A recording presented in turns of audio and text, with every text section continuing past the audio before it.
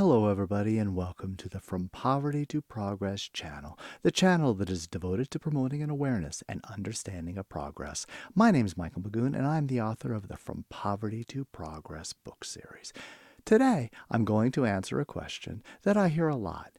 People ask me, what books have influenced you the most in your theories that you present in your book series? So today, I'm going to go over those books. First of all, I want to point out a few things. One, these books are in no particular order. They all had a huge impact on my thinking, and it's really hard to differentiate which ones are more important than others. And this list is also very personal. Some of the times I read a book that had a big influence on my thinking because I hadn't heard that information before, even though it wasn't necessarily the first book to come up with that theory. So if I had read the books in a little bit different order, this list might be slightly different.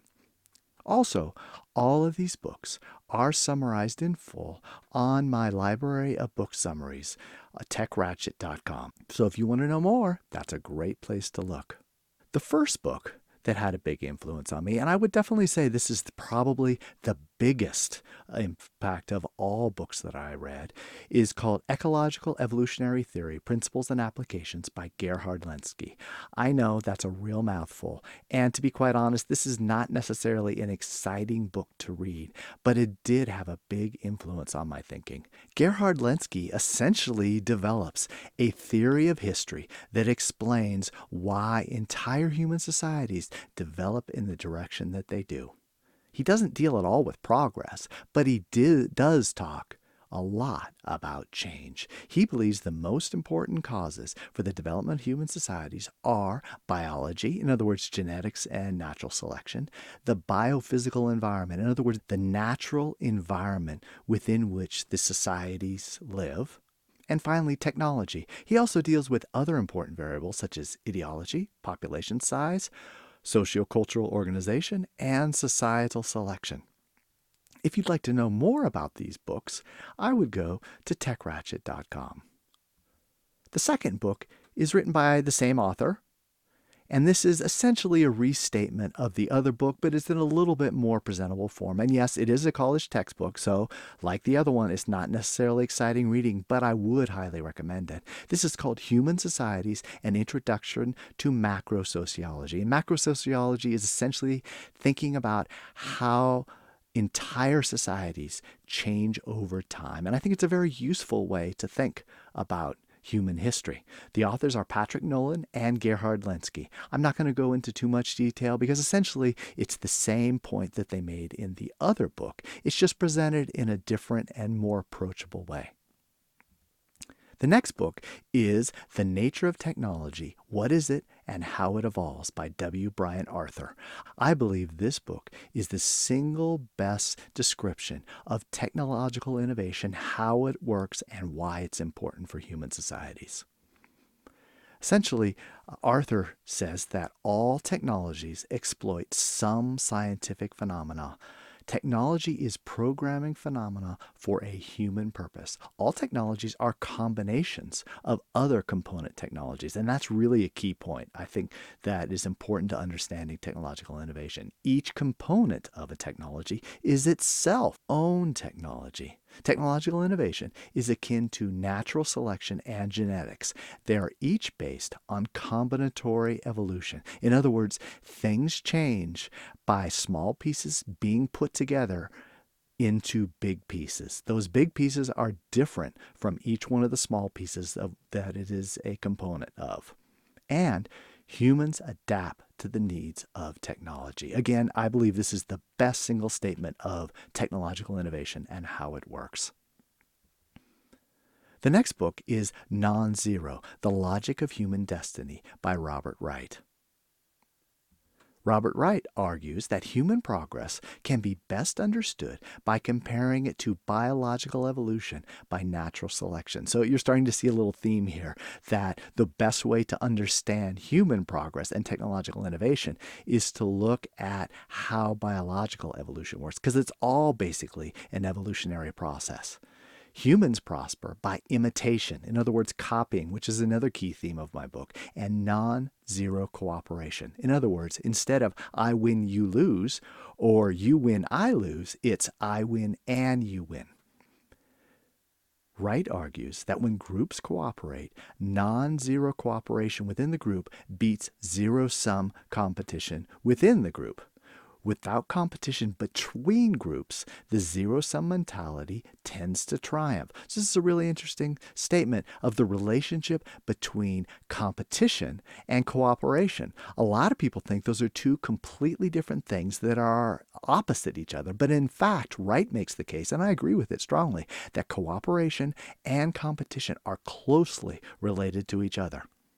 He also states that this non-zero cooperation within the group leads to increasing complexity and progress. I believe you can apply that to technologies, to skills, to organizations, to cities, to entire societies.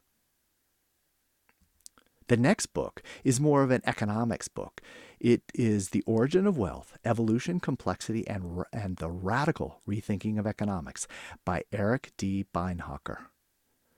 Beinhocker argues that traditional economic theories assume that the economy is a closed, stable state. In other words, things tend towards a specific equilibrium, particularly in terms of how much things cost.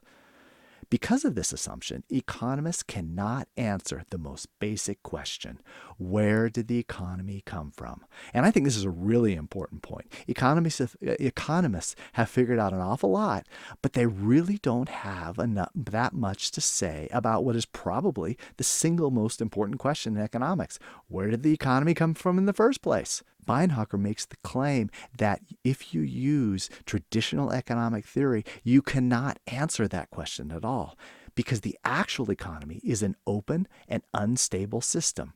Wealth creation is the product of a simple but profoundly powerful three-step formula: differentiate, select, and amplify. And by the way, that sounds an awful lot like biological evolution and genes.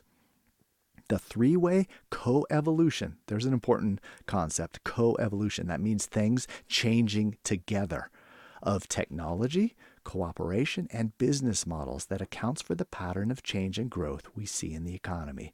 So Beinhocker looks at the economy in a very different way from traditional economists, and I think this makes it much, much easier to understand the origins of progress and how progress actually works. The next book is one you've probably heard of, Guns, Germs, and Steel: The Fate of Human Societies by Jared Diamond. This was one of the biggest books of the 1990s and had a profound impact on my thinking. I love this book. Now, there are plenty of places where I disagree with Jared Diamond, but I think it is an absolute must-read. You have to take into account his theories if you wanted to understand how human societies have changed over time and where progress comes from. So to understand Diamond's book, we have to understand the question he's asking. He wants to explain why it is that societies in Eurasia, in other words, Asia and Europe combined together, did so much better than societies elsewhere. It's a very interesting question, and I don't think many people attempted to answer it before Diamond wrote his book. Diamond argues that Eurasia had many geographical advantages over the rest of the world. This enabled the region, particularly a specific region of the Fertile Crescent in the Middle East, to develop agriculture early. This enabled a long head start and faster rate of innovation for the Eurasian continent. Then this in turn enabled them to have far more powerful militaries, polities, and economies, which made it easy for them to conquer the rest of the world. Now, I have some big differences with Jared Diamond, but I think it's very important that when you discuss the origins of progress, you have to start with geography, just like Jared Diamond did. But I want to point out, he really didn't explain why a specific part of Eurasia, particularly Northwest Europe, took off much faster than the rest of Eurasia. Honestly, his theory can't explain that, but I believe my theory can. The next book is written by people with more of a background in biology and anthropology. It is called Not by Genes Alone: How Culture Transformed Human Evolution by Peter J. Richardson and Robert Boyd. They essentially invented the concept of cultural evolution, and they wrote many books about this concept. Some of them are very scholarly and difficult to read, and I think this is the most approachable. So if you're interested in the concept, there's a lot of books that you can read by these two authors, but I think this is the best place to start. Richardson and Boyd argue that, contrary to the famous nature versus nurture debate, culture is not something separate from biology. Culture is part of human biology. Culture is neither nature nor nurture, but some of both. Natural selection acting on culture is the ultimate cause of human behavior. So this is really different from the way a lot of people approach things. People tend to think, well, it's either biology or it's the environment. But they leave out a critical factor, which Richardson and Boyd argue is something separate, and that is culture. That culture is both biological and it interacts with the environment. Culture enables human beings to learn from other humans quickly by copying them rather than spending the time to investigate their environment. So there's that concept again of copying and why it's so important in innovation. This enables humans to adapt to a changing environment far faster than genetic evolution in animals. Culture and genes co-evolve. In other words, they evolve together and constantly interacting with each other, i.e., a change in one puts pressure on the other to adapt. Now, this is a really fundamentally different way of thinking, and I think it's very useful for investigating how we came from kind of intelligent apes to being able to build societies that are experiencing a great deal of progress. Another author that builds on this concept, and I think improves it quite a big deal, is Joseph Henrich. His book, The Secret of Our Success, How Culture is Driving Human Evolution, Domesticating Our Species, and Making Us Smarter. I really like this book. I learned a lot from it, and I would highly recommend it. And it's a lot easier to read than many of the other books on this list. Henrich argues that the secret of human success has been our ability to form collective brains that store far greater amounts of information and skills than one person can possibly understand. Humans are a cultural species, and that characteristic is firmly rooted in our genes. In other words, genetics and culture are not two different things. They are embedded together. Culture and genes work together in an evolutionary process that is unique to humanity and is the root cause of changes and innovation. The book is Energy and Civilization, A History by Vaclav Smil. And by the way, Smil has written an enormous number of really good books about energy and technology, and it had a profound impact on my thinking. And it was very difficult to decide which one of the books were the most important. Because Energy and Civilization is the best introduction to his way of thinking, I put this one on the list, but quite frankly, all the other books could have been on this list too. Smil argues that energy is the foundation of human societies. Energy is the foundation of life itself, not just human life, but all life. All living beings fight against the second law of thermodynamics to live in the universe that tends towards chaos. In other words, life creates order from chaos. How do they do that? They do that by consuming energy and diverting it towards a useful purpose. A key metric is energy density, which measures the amount of energy per unit of mass. Agricultural societies have relied on grain because of their high yield and energy density. So he connects together energy and food. We don't often think of food as a form of energy, but that's basically what it is. Food is a form of energy that human beings are able to consume, and it has played a key part in human history and human progress. Fossil fuels have unusually high energy density, hence their extreme usefulness for humanity. Smil is not afraid to go against the grain and talk about how important fossil fuels are, both to humanity's survival and to their progress. And I agree with him 100% on that point. The second book is much more focused on technological innovation. It's also by Smil. It's called Creating the 20th Century, Technological Innovations of 1867 through 1914 and Their Lasting Impact. The key points that Smil makes are the time period between 1867 and 1914 was one of the most extraordinary times of innovation. In fact, I think he basically says it's the most important time period of innovation in human history.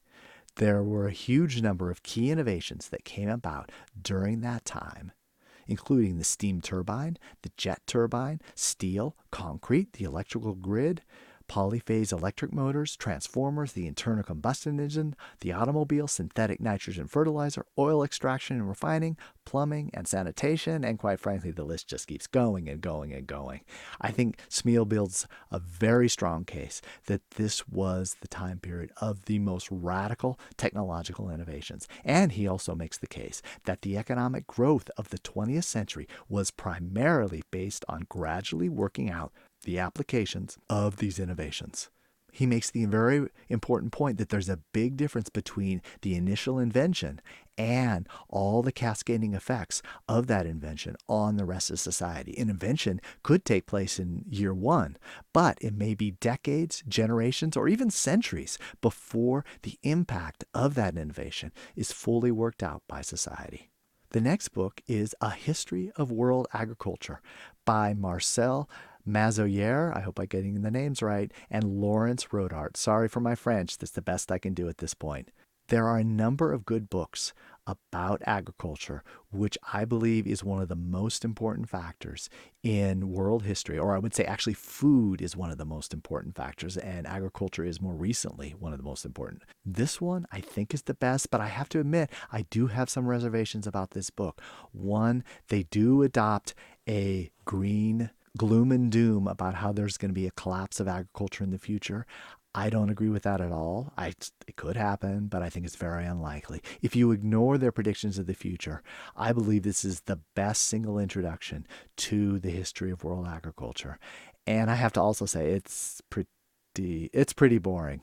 So unfortunately, there really aren't many good books about the history of world agriculture that are actually interesting to read, but I would suggest going through it. The key points that the two authors make are agricultural systems are one of the driving forces in the evolution of human societies.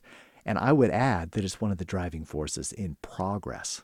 Note that progress and evolution are two different things. Progress means that there is change that benefits the masses. Evolution just means there's change, and maybe it does benefit the masses, maybe it doesn't.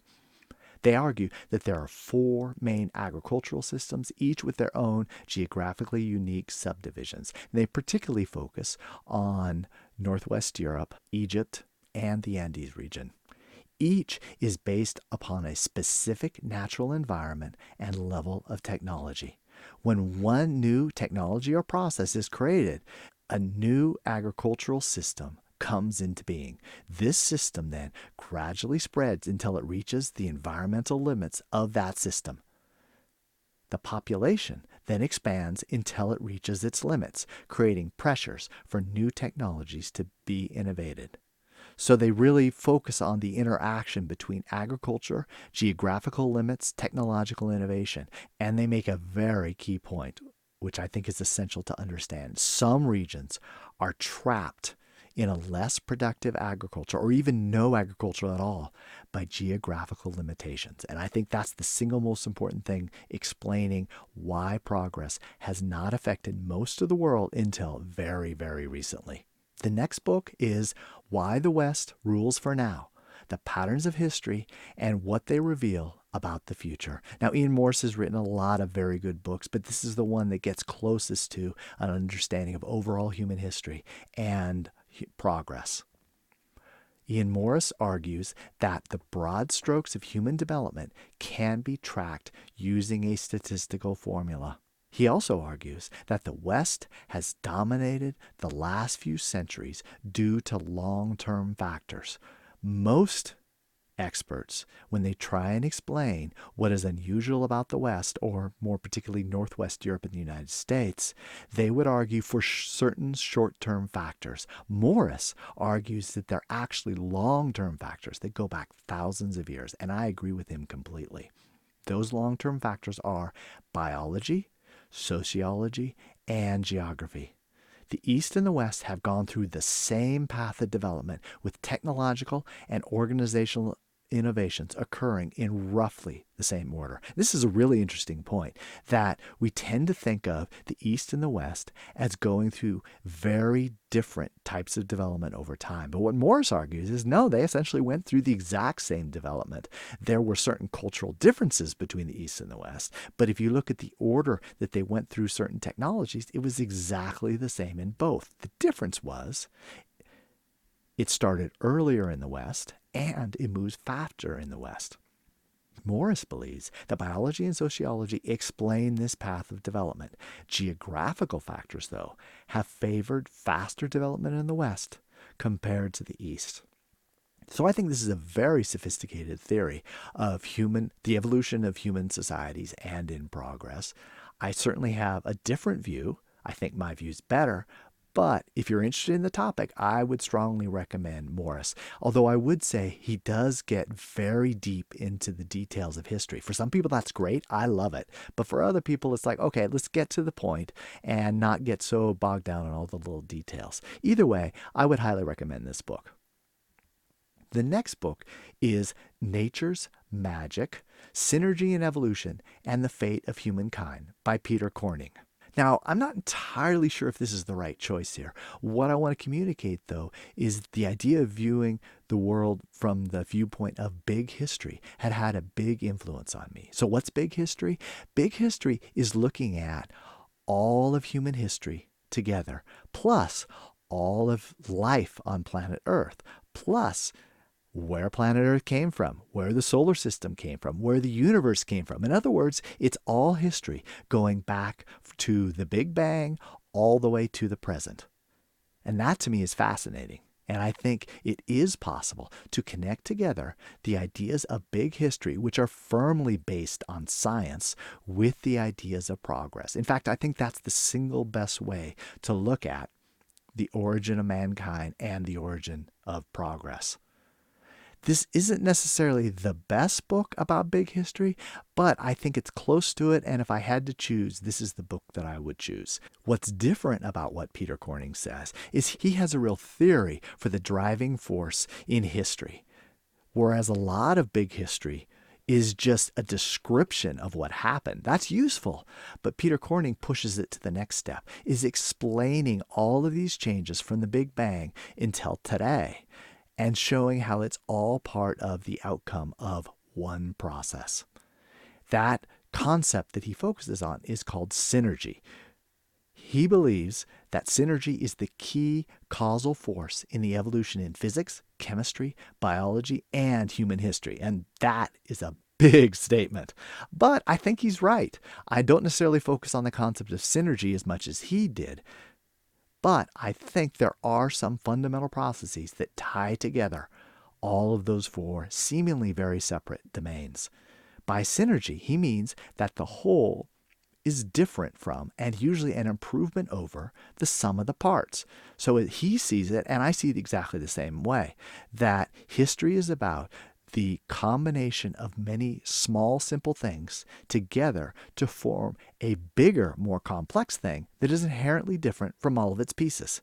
And you can see that going on through physics, through chemistry, through biology, through human history, through technological innovation, through organizational innovation. It's all about combination of smaller parts in unique ways to create a new and more useful, larger part. Corning argues that evolution is driven as much by cooperation as by competition. There's that concept again, that cooperation and competition aren't opposites of each other. They are central to understanding each other. When multiple parts are put together, that combination persists to the extent to which the costs outweigh the benefits, i.e., synergy is created.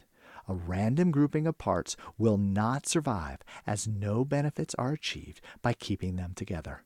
History is key to understanding how something works. And that's something I absolutely agree with Corning, and really is one of the foundations of my entire book series and this channel. You cannot understand something until you understand its history. If you focus on today and what recently happened, you're missing the lion's share of the cause for something, particularly progress.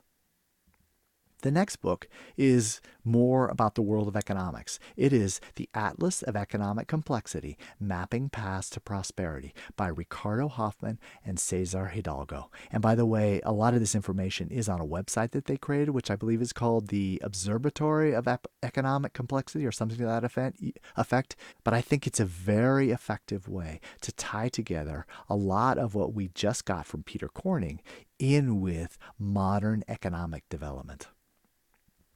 Hoffman and Hidalgo argue that modern societies acquire productive knowledge by distributing that knowledge among many specialized workers. Organizations and markets combine that knowledge to make products. Skills needed for industries can only be taught by face-to-face, making knowledge transfer difficult across long distances. Developing countries grow new industries by repurposing similar skills from industries that they already have. Now, I know probably you're going like, what? I don't quite get that. They're essentially laying the theoretical foundations for the idea of economic complexity, which is essentially that technologies are related to each other. The way you get richer as a society by moving from one set of industries that produce relatively low profits per unit of work to a very similar industry that's more profitable. And so you basically ratchet your way up from poverty by moving from one industry to a related industry. It's impossible to make big jumps. You can only make small jumps. Hoffman and Hidalgo also argue that economic complexity, which is the theory that they have, can explain 73% of the variation in income across all 128 countries. And they say it's the best single predictor of future economic growth. So I think this is really interesting, and I hope that they can push this even farther, because I believe that this concept of economic complexity can explain a lot of how not only societies today can get richer, but how Britain did it in the past, how the Netherlands did it in the past, how Northern Italy did it in the past, and how United States and Japan did it in the past. So it helps us to understand the future in terms of economic development, and it also helps us to understand economic development in the past. So this is a very exciting theory. The next book is by Thomas Sowell, who has written an extraordinary number of really good books, and they all have had some impact on me, but there are a few that had the most impact on my theories. If I had to choose one, I would say Migration and Culture, A Worldview. It's part of a 3-part series. I believe the other titles are Conquest and Cultures and Race and Culture, something like that. And they all focus on arguments of the importance of culture. Sowell argues that gross disparities in the representation of groups in different occupations, industries, income levels, and educational institutions have been the rule, not the exception, all across the planet. A lot of people today think if there are disparities in outcomes, that's because somebody did something bad to those people. Sowell points out that no, that's the way it always is. You don't need to have someone do something bad to you. It's the outcome of very different forces. That he focuses on migration as well as immigration. He argues that immigrants bring their skills and attitudes to work and risk-taking to their new country. In other words, they import culture with themselves. Immigrants tend to move from less productive nations to where their skills are in shorter supply and would be more highly rewarded. In other words, they want more economic opportunities, so they bring their culture with them to the new country. Rapid accumulation of cultural capital, usually possible only by borrowing from other cultures, has produced dramatic economic and social changes. And this is a really interesting point. Most people who focus on culture think that culture is immutable. It doesn't change over time. What Sowell argues is that by borrowing from other countries, oftentimes in the form of immigration, you can have dramatic changes in economic growth and progress. Finally, the last book is Why Nations Fail, The Origins of Power, Prosperity, and Poverty by Darren Asamalu and James Robertson.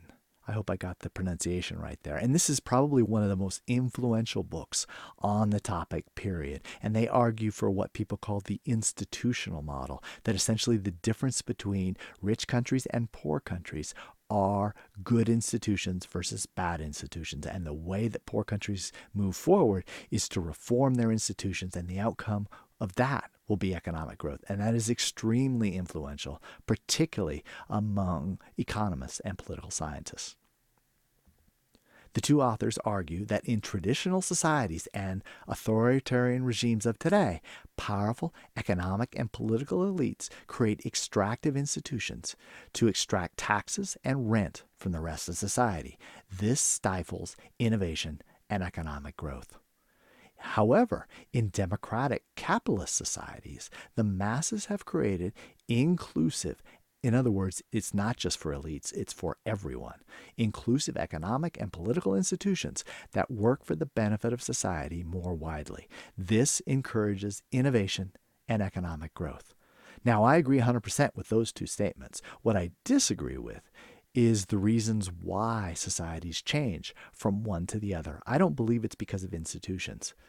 I believe there are other more important things going on. So you reached to the end. That means you're probably interested in these books. If you want to know more, I would recommend going to my library of online book summaries, which is techratchet.com. So you'll see summaries of all the books I just went through, as well as almost 300 other books. So if you're interested in books that help you learn about history and progress, this is a really good resource for you. It'll save you lots of time. I would also recommend going to my website, frompovertytoprogress.com, which is focused specifically on my book series. With a free email subscription, you get free ebook samples, free audio samples, and discounted prices on ebooks and audiobooks.